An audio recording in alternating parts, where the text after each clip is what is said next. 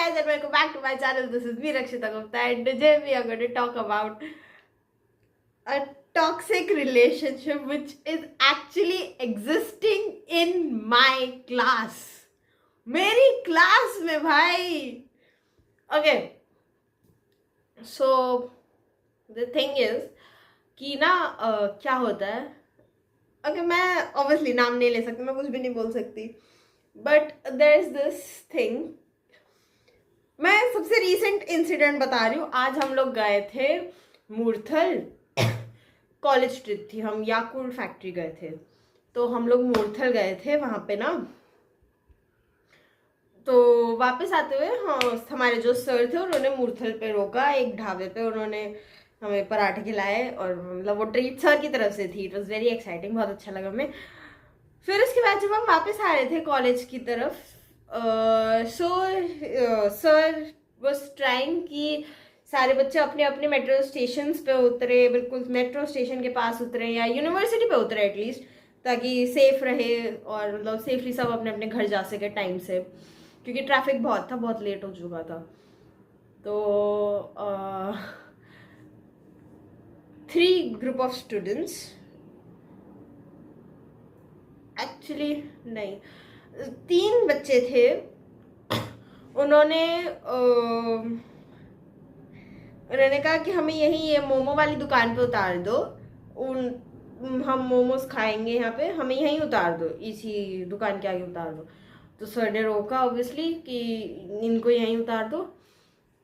तो वो 3 बच्चों ने अपने बाकी जो फ्रेंड सर्कल थे जिनमें ये कपल इन्वॉल्व भी है, उनसे पूछा कि तो उन्होंने पहले लड़के से पूछा कि तुम चलोगे मोमोज खाने.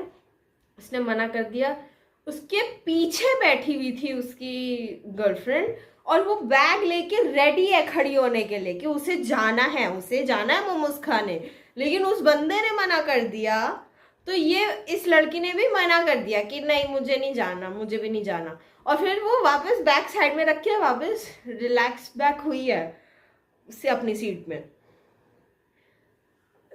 तो बेसिकली मुझे फिर याद आया कि एक इंसिडेंट हुआ था इनके साथ क्लास में कि दे वर कन्फ्रंटिंग ईच अदर, आराम से ही, मतलब साइड बाय साइड बैठे थे दोनों.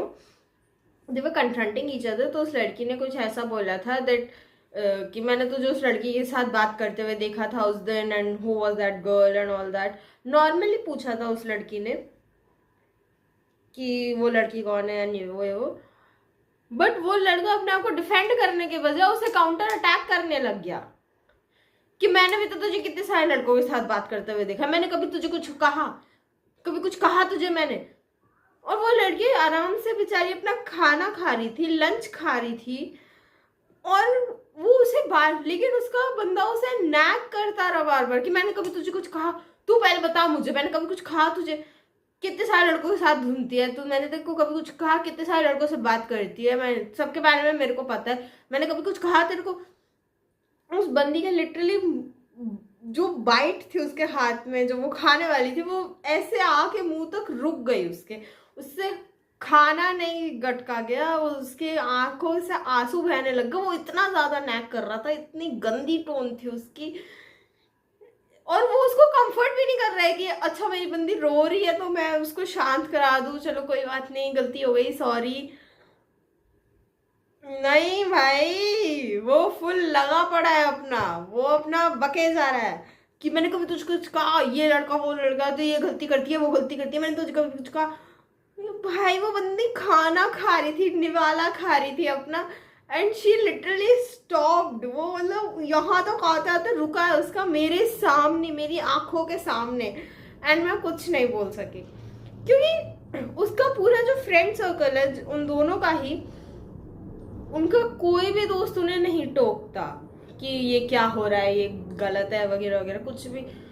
जब उसके दोस्त ही नहीं रोक रहे तो फिर मैं कौन होती हूँ बीच में बोलने वाली. वो उल्टा बैकफायर मेरे पे ही हो जाएगा. एंड 2 घंटे की क्लास थी हमारी एक नेक्स्ट, वो उसने उन दोनों ने मुंह फुला के लिया एंड 2 घंटे के जस्ट बाद एकदम क्लास खत्म होते ही जैसे ही बाहर निकले गले में हाथ डाल के उसको फिर से तंग करने में लगा हुआ है और सब कुछ बैक टू नॉर्मल।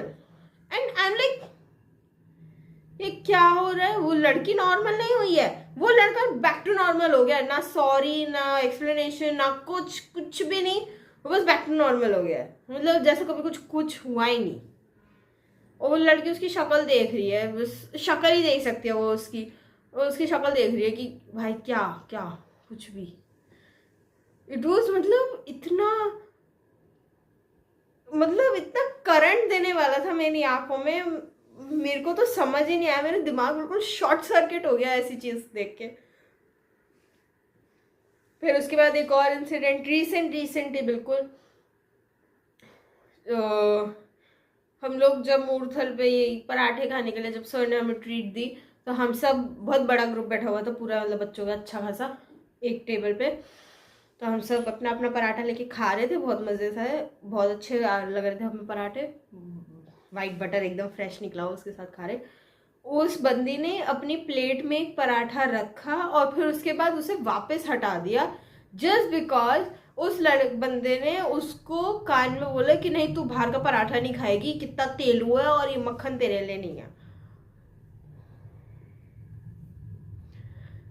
वो बंदी बिल्कुल बीच में बैठी हुई थी, पूरी टेबल के बीच वाली सीट पे बैठी हुई थी और वो पराठों को हाथ नहीं लगा पाई। और उसने खुद ने भी आधा ही पराठा खाया है, वो नहीं खा रहा तो उसने अपनी बंदी को भी नहीं खाने दिया। उल्टा उसको ताना अलग मार रहा है कि अगर तुझे खाना है तो खा ले, मेरी वेट मत कर। पहले तो तूने मना कर दिया, फिर उसके बाद जब वो खाना चाह रही थी, प्लेट में रखा हुआ पराठा उसने वापस साइड में रखा है और बेचारे ने वहां बैठ के सिर्फ छाछ पी है, मतलब छाछ भी थी, सिर्फ छाछ पिया उसने पूरे, मतलब सुबह के 9 बजे के निकले हुए हम कॉलेज से, शाम के 4 बजे घर पहुंचे हैं। उस पूरी ड्यूरेशन में, ये मैं अपना टाइम बता रही हूँ, उसका कितना लगता है मुझे नहीं पता, चलो 3 बजे मान लो, 9 बजे तो हम लोग कॉलेज ही पहुंचे थे, 3 बजे मान लो घर पहुंचे हो ज़्यादा से ज़्यादा।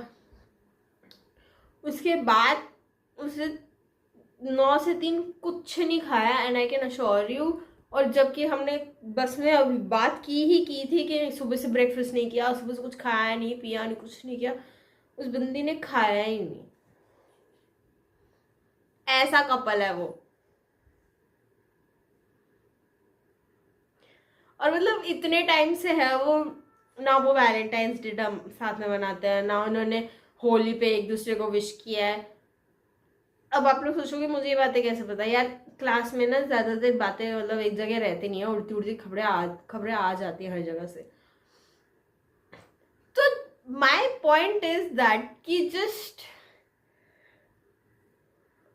ओके, इसमें मैं उन दोनों का पॉइंट ऑफ व्यू नहीं शेयर करना चाहूंगी, क्योंकि अगर वो दोनों हैं अभी तक साथ में तो ऑब्वियसली कोई एक कॉम्प्रोमाइजिंग पर्सन है और मुझे यहाँ पे वो लड़की लग रही है।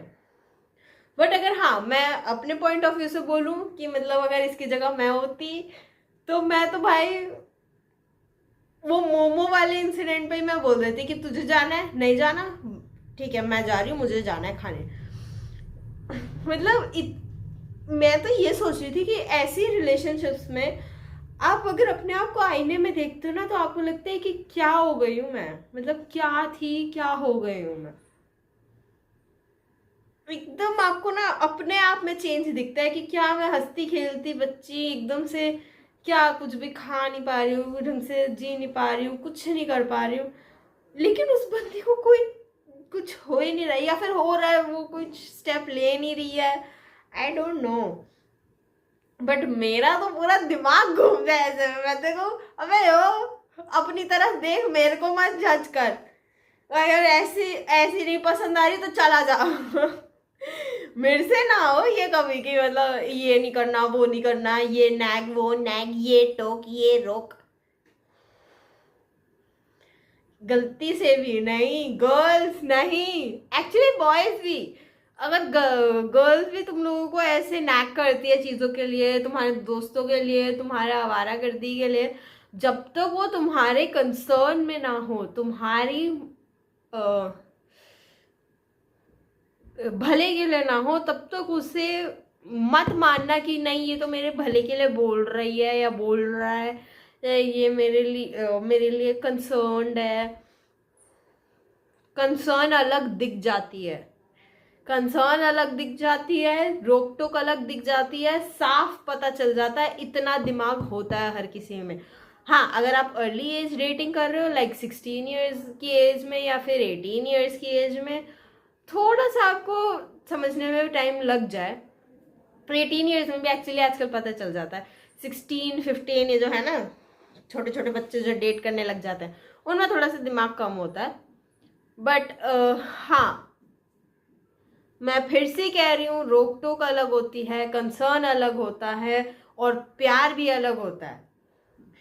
तीनों अलग चीजें होती हैं। कंसर्न मतलब प्लीज इनको मिक्सअप मत करो, वरना बहुत मुश्किल होगी आगे जाके, बहुत ज्यादा। एक रिलेशनशिप में एक्सेप्टेंस सबसे बड़ी चीज होती है। अगर सामने वाला तुमको एक्सेप्ट नहीं कर सकता जैसे तुम हो, कोई फायदा नहीं है उसके साथ रहने का। ट्रस्ट में वो तुम्हें बदलने में ही लगे रहेगा। और अगर कोई चीज तुम्हारे कंसर्न के लिए बोल रहा है, तो फिर वो बिल्कुल अलग दिख जाती है कि हाँ, इसको मेरी परवाह है, ये मेरे लॉन्ग लाइफ के लिए सोच रहा है, या ये मेरी मेंटल हेल्थ के लिए सही हो सकता है, मेरी फिजिकल हेल्थ के लिए सही हो सकता है।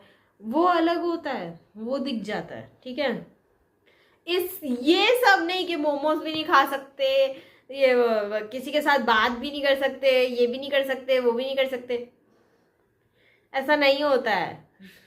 ये रोक टोक होती है, कंसर्न अलग होता है। एंड प्लस अगर आप किसी से प्यार करते हो तो एक्सेप्टेंस सबसे बड़ी चीज होती है। आप ये मत सोचो कि नहीं वो मेरे से प्यार करता है तो वो मेरे भले के लिए कह रहा होगा। पहले उसे बोलो कि मुझे एक्सेप्ट करे, फिर मेरा भला सोचे यार। जब तक वो तुम्हें एक्सेप्ट नहीं करेगा तब तक कुछ भला नहीं हो सकता तुम्हारा। इसीलिए मतलब कहते भी हैं और होता भी है कि shaadi is accepting the other person, but I don't want to go into that concept. वो बहुत अलग, बहुत डिफरेंट कॉन्सेप्ट होता है। मैं यहाँ पे सिर्फ टॉक्सिक रिलेशनशिप्स की बात कर रही हूँ। ये होते हैं टॉक्सिक रिलेशनशिप्स जिसमें लिटरली रोक टोक लगा दी जाती है आप पे, बिल्कुल मतलब बंद के बैठ जाता है। आप खुद अपने आप को नहीं पहचान पाता, अच्छा ये मैं हूँ। मत करने दो ऐसा किसी को भी अपनी लाइफ के साथ। तुम्हारी लाइफ है, जैसी जीनी है जियो। टॉक्सिक के साथ जीनी है, किसी को कोई प्रॉब्लम नहीं होगी, ना उससे प्रॉब्लम होगी ना तुम्हारे घर वालों को। उसके बाद तो तुम्हारी मर्जी है। लेकिन अगर नहीं जीना है किसी टॉक्सिक के साथ, तो पहचानना शुरू कर दो, फर्क शुरू कर दो। और अगर टॉक्सिक है तो मुंह पे लात मार के भगाओ, शर्माना नहीं है बिल्कुल भी। एक बार ही बोल दिया ना उसके मुंह पे कि तू साले टॉक्सिक है, जवाब नहीं होगा उसके पास, मानो नहीं होगा उसके पास जवाब। So please girls and boys, अपनी टॉक्सिक रिलेशनशिप के चक्कर में अपनी जिंदगी मत बर्बाद करो भगवान। बाकी जो आपकी मर्जी, जो आपकी इच्छा, जैसा कि मैं कहती हूँ। So that's all for this video. If you like this video as informational and relatable, so do like and subscribe my channel. Don't forget to tell me in the comment section below कि आप लोगों के साथ कभी ऐसी कोई toxic relationship रही है या नहीं। और अगर रही है तो मुझे ज़रूर उसके बारे में बताओ और पूरी दुनिया को बताओ, because toxic people do deserve to get exposed. They don't deserve privacy. So don't forget to subscribe my channel and like the video, and do tell me in the comment section below. And that's all for this video. Bye bye.